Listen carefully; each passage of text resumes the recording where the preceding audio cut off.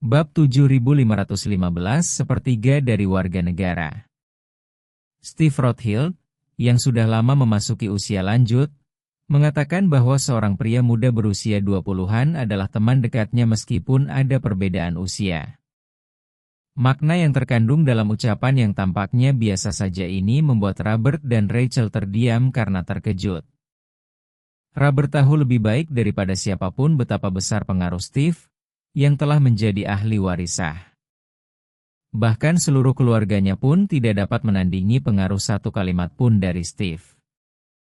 Kemampuan luar biasa apa yang dimiliki pemuda bernama Andy Chen ini?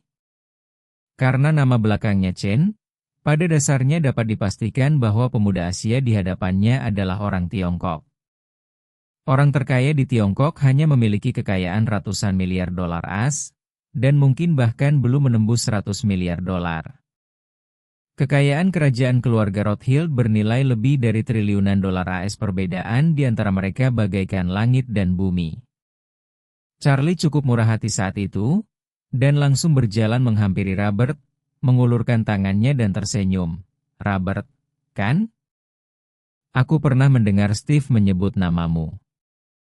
Kudengar kau cukup terkenal di Stanford?" Ucapan santai Charlie kembali mengejutkan Robert. Ini karena dia berani memanggil Steve Rothschild dengan nama depannya. Mengesampingkan fakta bahwa yang terakhir adalah orang kedua dalam hierarki keluarga Rothschild, mengingat perbedaan usia saja, seorang pria muda seharusnya tidak begitu santai memanggil seorang pria tua dengan namanya. Dalam konteks budaya Tiongkok, ini seperti seorang berusia 20 tahun yang secara wajar memanggil seorang berusia 60 tahun dengan sebutan Shanghai, Shusheng, atau Dayou. Terus terang, ini agak tidak sopan. Namun Charlie tidak peduli dengan semua itu.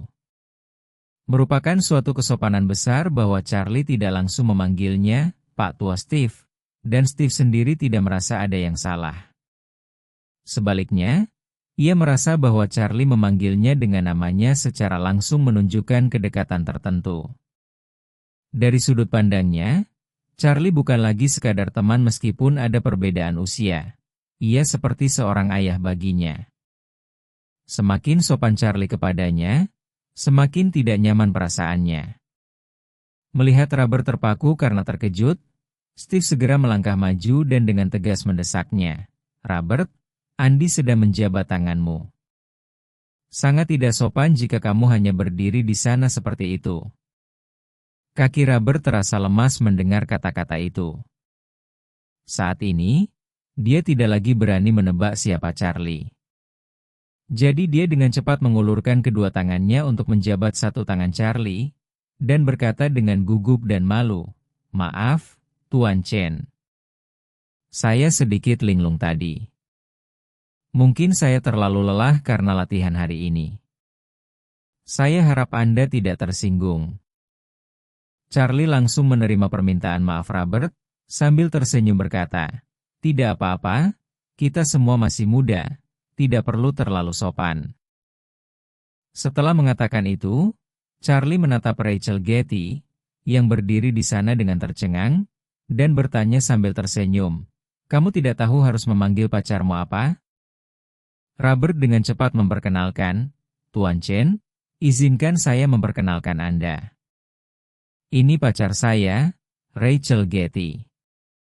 Dia adalah keturunan keluarga Getty dari Miami." Rachel tidak tahu siapa pemuda penting ini, tetapi dia merasa bahwa pemuda itu tampak sebagai orang terpenting di ruangan itu, jadi dia dengan cepat mengulurkan tangannya dan sedikit membungkuk kepada Charlie, sambil berkata, "Halo, Tuan Chen, senang bertemu dengan Anda." Charlie tahu bahwa Rachel pasti memiliki keturunan Tionghoa, tetapi dia sengaja menggodanya, dengan berkata, "Nona Getty, Anda terlalu baik. Saya pikir Nona Getty tampaknya memiliki keturunan Asia.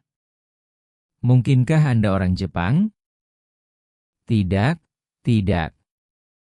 Rachel dengan cepat melambaikan tangannya dan berkata, "Nenekku dari pihak ibu 100% Tionghoa, dan kakekku dari pihak ibu setengah Tionghoa. Sejujurnya, di generasiku, Masih ada 37,5% darah Tionghoa dalam tubuhku. Namun, karena aku lebih mirip ibuku, darah Tionghoaku lebih terlihat. Charlie berpura-pura terkejut dan tertawa. Oh, jadi kau masih sepertiga dari warga negara kita. Itu luar biasa. Setelah mengatakan itu, Charlie menoleh ke Steve dan berkata dengan nada seorang pemimpin yang memberi instruksi kepada bawahannya.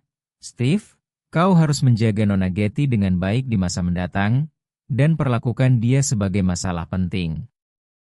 Tanpa ragu, Steve langsung menjawab dengan hormat, Tuan Chen, mohon jangan khawatir, saya pasti akan melakukannya. Robert benar-benar kehilangan kendali atas ekspresi wajahnya. Mulutnya sangat lebar sehingga tenggorokannya terlihat. Rachel benar-benar bingung. Kehadiran Charlie menjadi semakin penting, meskipun awalnya dia mengira Steve sangat menghargainya. Sekarang, jelas bahwa itu bukan hanya menghargainya, tetapi juga menghormatinya, bahkan sedikit bersikap sopan dan menjilat. Charlie kemudian memperkenalkan Maria kepada mereka berdua, dan berkata sambil tersenyum tipis, ini adikku, Anna Chen. Aku tertarik agar dia belajar di Stanford. Jika dia datang, aku akan membutuhkan bantuan kalian untuk mengurusnya di Stanford. Rachel dengan cepat menenangkannya. Tuan Chen, yakinlah, Robert dan saya akan melakukan yang terbaik untuk membantu Anda mengatasi masalah apapun yang Anda hadapi di Stanford. Robert pun tersadar dan segera mengulurkan tangannya kepada Maria, sambil berkata dengan hormat, Halo, Nona Chen. Charlie hanya menepis tangannya dan berkata dengan acuh tak acuh, sikap saja sudah cukup, tidak perlu berjabat tangan. Maria tak kuasa menahan tawa kecil sambil menutup mulutnya dengan jari-jarinya yang ramping. Meskipun Robert sedikit malu, ia berpikir bahwa bahkan Steve Rothhill pun memperlakukan Charlie dengan sangat hormat, jadi ia memutuskan untuk tidak terlalu sensitif. Steve kemudian tersenyum dan berkata, Tuan Chen, apakah Anda ingin duduk dulu? Lalu kita bisa makan dan mengobrol? Baiklah. Charlie tersenyum dan mengangguk, mengadopsi sikap seorang tuan rumah sambil tersenyum santai kepada Robert dan Rachel. Ayo, duduk dan mari kita makan dan mengobrol. Robert dan Rachel saling bertukar pandang dan dengan cepat mengangguk hormat. Melihat Steve tidak berani duduk lebih dulu, mereka pun berdiri dengan patuh di samping meja, menunggu Charlie duduk terlebih dahulu. Saat Charlie menuntun Maria untuk duduk, dia tersenyum dan berkata kepada mereka bertiga, jangan terlalu malu-malu, ayo duduk. Mendengar itu, Steve langsung tersenyum dan duduk di sisi lain Charlie. Lalu berkata kepada Robert dan Rachel yang masih berdiri, kalian berdua, jangan hanya berdiri di situ, ayo duduk.